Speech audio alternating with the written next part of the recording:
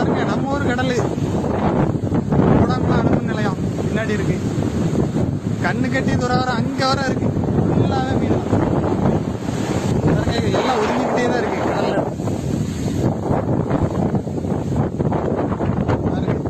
பாருங்க நைட்டோடு நைட்டா ஒதுங்கி இருக்கு இன்னைக்கு.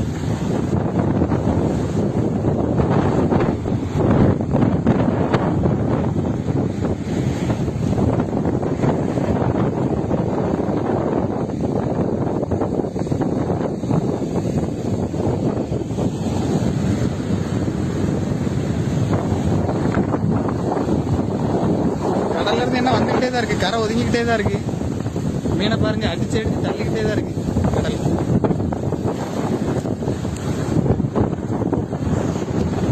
பாறைக்குள்ள ஃபுல்லாவே அந்த மீன் தான்